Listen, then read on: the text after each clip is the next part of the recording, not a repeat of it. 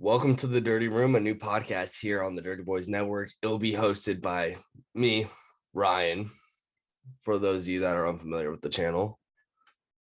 But I am hoping to find a podcast co-host in the near future because it is just more fun to do a podcast with a co-host. So if you're interested in that, hit me up here at the DB Network. That is both our Instagram and our TikTok.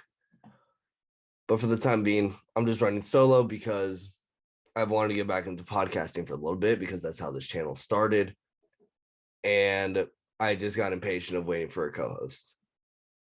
So today on the Dirty Room, we will be talking about the Super Bowl. Congratulations to the Rams. How much Instagram reels suck to go through as a viewer. A bit that I'm going to be, or a segment that I'm going to be calling the Tinder Saga, and then watching the Sixers' embarrassing loss to the Celtics after I'd bet them money line. So Super Bowl 56 was this past weekend. I went down to the stadium. I was planning on getting a video. Didn't happen because we forgot the camera in the room. But that's besides the point. The Rams are Super Bowl 56 champions, with Cooper Kupp being the MVP. That's a statement I thought I'd never be saying, honestly, because I thought that the Rams were about to just dump their entire franchise into the toilet because they were having buyer's remorse of Jared Goff years ago.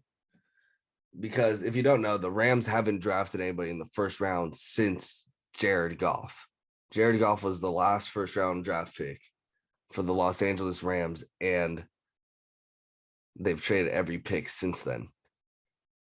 So I was really hoping that this whole trade all your picks to get these stars would blow up in their face, because that's how it happens. It feels in just about every other sport. It's like you'll build a super stacked team where it's like, oh yeah, everybody expects this team to win, and then they shit the bucket somehow. It doesn't matter how. It's either going to be injury or dudes not performing well or chemistry issues. And honestly, I think the 49ers should have been in the Super Bowl. Yeah, the only reasons why I think the 49ers were not Super Bowl champions this year, two people: Jimmy Garoppolo, Jaquaski Tart. Jaquaski shit the bucket, shit the bed, dropping that what should have been a fucking interception. Literally, they softballed it to him. All you had to do was camp out underneath it and just hold on. But no, that's too hard to fucking do because you're a safety, because defensive backs can't catch for some reason. Although I've been seeing defensive backs have no problem picking Jimmy off all fucking year. All year. It was so hard to watch, especially because I believe Trey Lance was already better. But everybody that I've talked to about this was just well, if Trey Lance was better, why isn't he starting? And why wouldn't we keep Jimmy and we win with Jimmy? I understand the whole you win with this one guy, but when this guy's turning the ball over 1.5, 2 times a game, I don't see how you could win like that. You might as well go for the young rookie who is going to have the growing pains of an interception or two in a game. But at the same time, he gives you so much more physically. He could throw the ball deeper. He could run the ball better. I don't know exactly how good his reads are, but from what I've seen of him, kid's a fucking stud in Trey Lance. But I don't want to get off topic. Congratulations to the Los Angeles Rams. They're the Super Bowl champs. And because of that, the Detroit Lions now have the 32nd overall pick, which I'd never seen coming before, where it's the Detroit Lions. I'm pretty sure this is the first time that they're drafting out of the Super Bowl champion spot, even though they didn't win the Super Bowl. They kind of did. Matthew Stafford winning the Super Bowl was a win for the Lions. Because I seen before the Super Bowl that they were even selling merchandise out there. Sorry, I got the hiccups now all of a sudden. And I'm yawning. I'm sick. Yeah, that's exactly what I want in the middle of recording. But Detroit was outselling Detroit Rams gear. So, I mean, it was pretty clear who they were going for because everybody in Detroit just loves Matthew Stafford. They were always saying if they could just get a better team around Matthew Stafford, if we could just like get Matthew Stafford this, that. And it turns out they were kind of right. I mean, not to say that Matthew Stafford's like the greatest quarterback out here. I mean, dude threw 3 touchdowns in the Super Bowl, but he also threw 2 interceptions. So like Matthew Stafford's the quarterback where it's you let him throw because he can win you the game with his arm, but at the same time, you can't let him get too wild.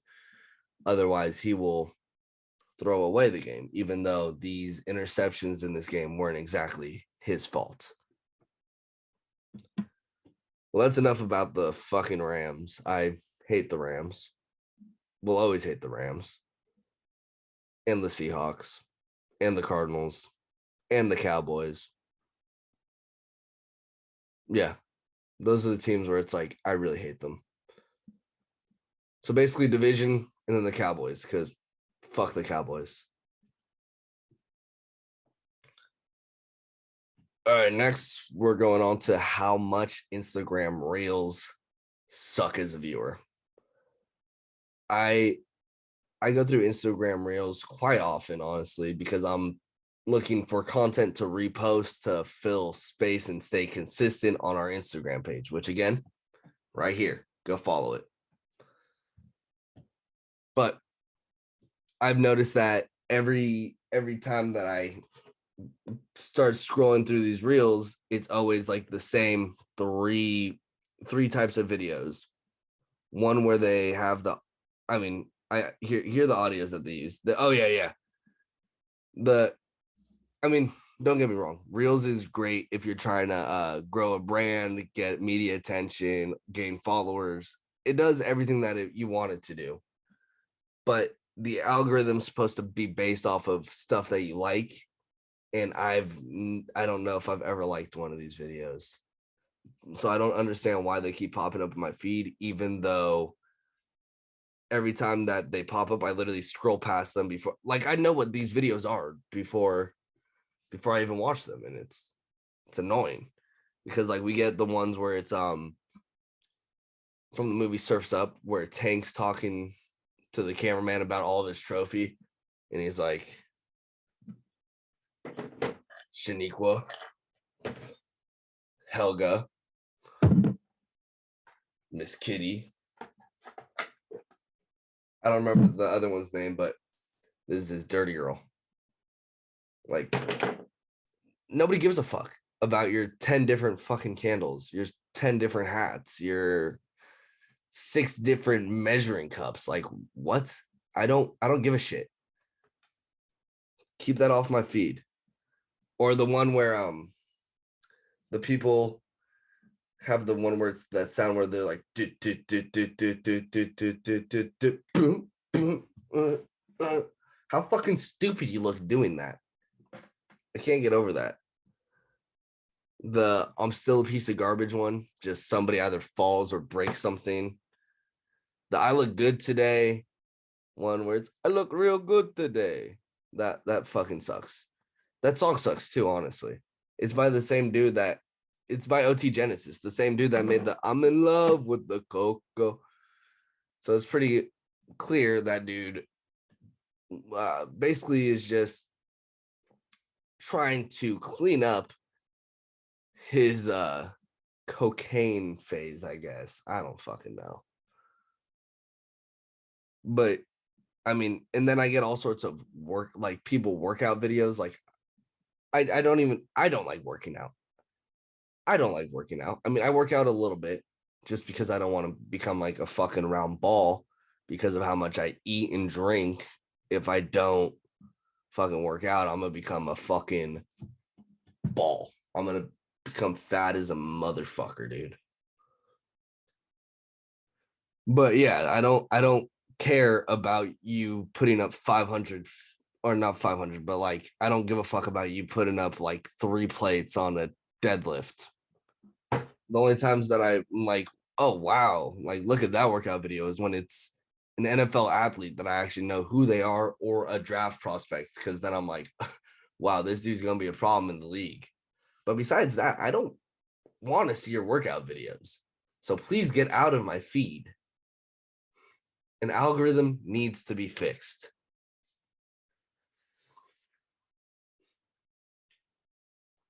All right. Finally, we get to the Tinder Saga.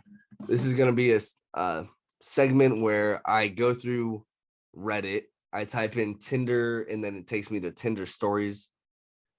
And I read these. I read the thumbnail or the headline ahead of. I read the thumbnail or the headline to see like what sounds like an interesting story. And then I don't read it until I get in front of the camera. So the first line is, want to know how I would kill you? So this post says, first time poster, this happened last week, but I just wanted to share this story. Met up with this guy from the offset. He was very difficult to how he was over text. What? Met up with this guy, and from the offset, he was very different to how he was over text. Okay, whatever. A lot more blunt and not very chatty. Maybe I disappointed them, huh? They literally said like EH in parentheses. All right, let's keep going. We went for drinks in a pub and settled down with a pint and started to chat. Normal stuff, and I felt we were connecting, but then asked, do you want to play a game? I said, sure, thinking it would be cute, and throws at me. What the fuck? This person, I can't tell if I'm just reading this wrong or if this person just really sucks at writing. I said, okay, but I said, sure, thinking it would be cute, and throws at me. Pick someone in this room, and as quickly as you can, tell me how you'd kill them. What? I looked at him stunned, waiting for the punchline. Watch, it's easy. Pointed at a man in a wheelchair and said, wheel them off a cliff. And I didn't know how to respond, so I just chuckled and did a very obvious so anyway, and tried to change the subject to small talk subjects, but he kept bringing back of how he'd kill people in the room. Eventually he asked the title of the post and gave me an emotionless glare. Tell me in a minute, I said as I got up to use the bathroom, and I left the pub. That was really not as climactic as I thought it would be. Like I was really hoping that he would tell her how he would kill her. I mean, I would be kind of interested, honestly, if somebody was just like, you know how I'd kill you. I would want to hear it. I would want to hear it. Just like how would you kill me? So I know how to avoid being killed by this person. But again, that's probably one of the worst things, not one of the worst, but like that's a terrible like game for a first date, I would say, where it's like this guy that you just met, you don't really know him that well from what I'm understanding. She was saying that the dude was different between text and person. He was a bit more blunt in person. So she was thinking that she disappointed him. And then he pulls up the how would you kill this person game. I just don't know how that game gets started in the middle of a date, honestly. But you know what? Good for her for getting up and leaving. But now she's got to worry about the ways that man might come and kill her. She should just listen. She should have listened. Because then she can know what to avoid. All right. And then finally, to end this episode, the 76ers embarrassing loss to the fucking Celtics. The final score of this game was 135-87. Yeah, sure. The Rockets, or not the Rockets. I mean, fuck, they might as well be the Rockets now until they get James Harden back. I mean, but even then, that's just going to be like the Rockets back in the day, where it's James Harden in a big, and then who really cares about the rest too much? I mean, he had Chris Paul with him back then, but now Chris Paul is Tobias Harris or Tyrese Maxey. No, that's not a good comparison. That's not good at all. But yeah, James Harden gets traded to the 76ers. I see a clip of them at practice where James Harden is showing Embiid how to do his step back. And of course, first game after I see that video, they're getting blown out and Embiid tries to do the step back three that Harden does and ends up traveling and getting blocked by Al Horford, which I didn't think about pregame is how much Al Horford has owned Joel Embiid throughout his career. Dude held him to 19 points scoring last night. And it's not even like he was hitting shots like that from the field either. I'm pretty sure he won like 3 of 9 shooting from the field, but James Harden is really starting to rub off on Joel Embiid already, where all like he shot how many free throws last night? 16 free throws. He shot 16 free throws last night. He made 13 of them. So 13 of his 19 points were free throws. And for those of you guys that don't know, I don't like James Harden.